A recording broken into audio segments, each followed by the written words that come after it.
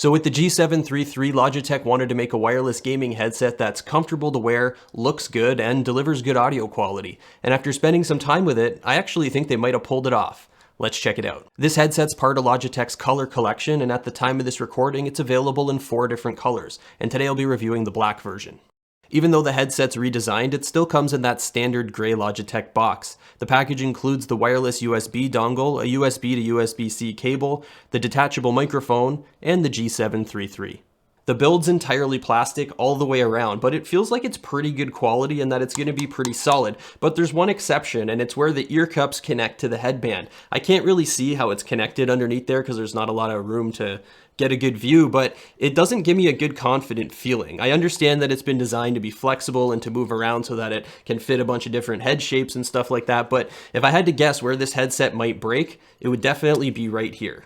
Other than that though, it's pretty solid feeling. The ear cups are solid, the headband's solid, and actually this headband has this rubbery feel to it where you can actually twist it out like 180 degrees in either direction. Not that you'd ever want to do that, but it just gives you an idea of how crazy flexible this design is. So one of the big changes here on the G733 is the inclusion of this elastic suspension strap. It's really similar to the design that we're used to seeing on the SteelSeries Arctis series of headsets, and that's a good thing because those are really comfortable headsets thanks to that type of design. So we've got that here on the G733, and it has a little bit of adjustability so that it'll help it to fit a variety of different head sizes. And also Logitech's selling these headbands separately, so you can actually buy different colors and different designs and stuff like that if you wanted to customize the headset a little bit. And maybe if you're super talented, you can find a way to make your own. When it comes to the ear cushions on the G733, Logitech absolutely nailed it. They gave us nice soft cloth material on the contact surfaces, none of that fake leather garbage that gets all hot and sweaty and feels gross.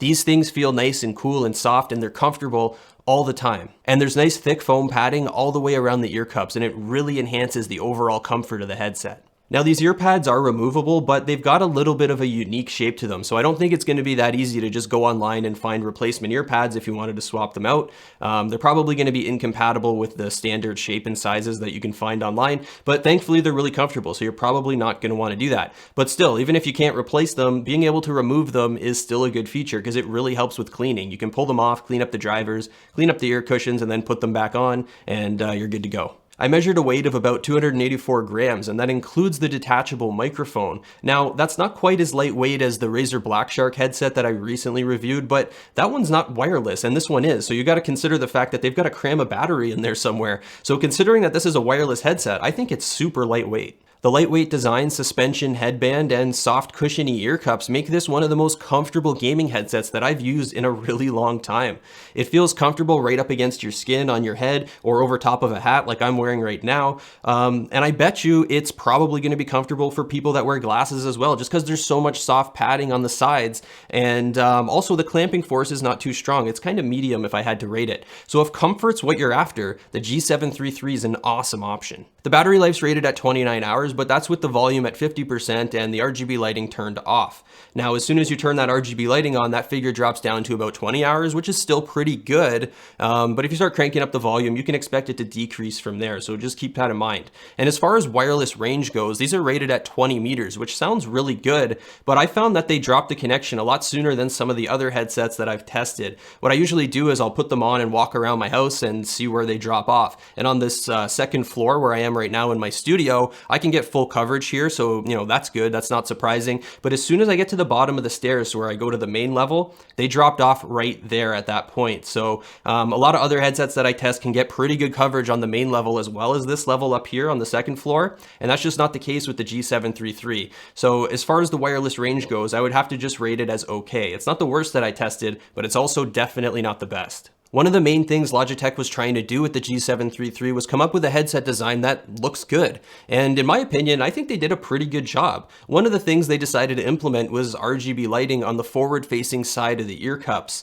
It's nothing crazy, it doesn't stand out all that much, but it is a nice touch and I think it does look good. There's some configurable options in G-Hub if you want to get in there and start playing around with it, but at the end of the day, it's RGB lighting on a headset. To me personally, I think it looks good, but it's really not that important because it's not like you can see it when the headset's sitting on top of your head anyway, but it's there, and if you want to take advantage of it, go for it. Sounds delivered by Logitech's Pro G 40mm audio drivers with a frequency response of 20 to 20,000. And right out of the box, they sound pretty good, but they're not as intense or as punchy as I was expecting. And what I mean by that is I think it's more of a neutral sound. It doesn't have that exaggerated bassy sound that you get from gaming headsets, usually because they're tuned to make gunfire and explosions sound super intense.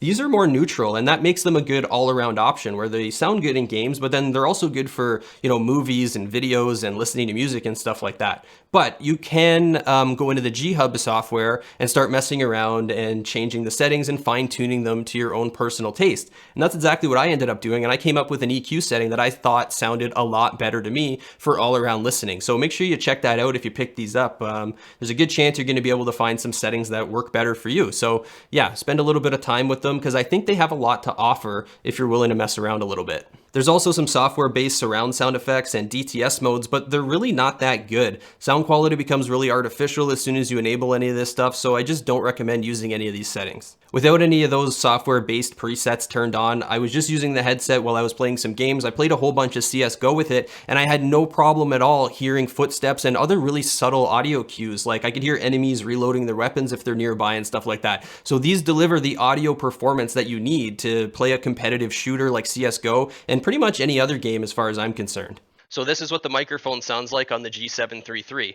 I actually think it's right in line with my expectations, and that's because it's coming from a wireless gaming headset. And as soon as you go wireless in the gaming grade tier of products, you can expect there to be bandwidth limitations that usually holds the quality back, at least to some extent. If you go to like super expensive professional gear, you can overcome a lot of that stuff, but gaming grade stuff, that's just not going to be the case, at least at this price point anyway. So keep that in mind. So you got to keep your expectations in check here.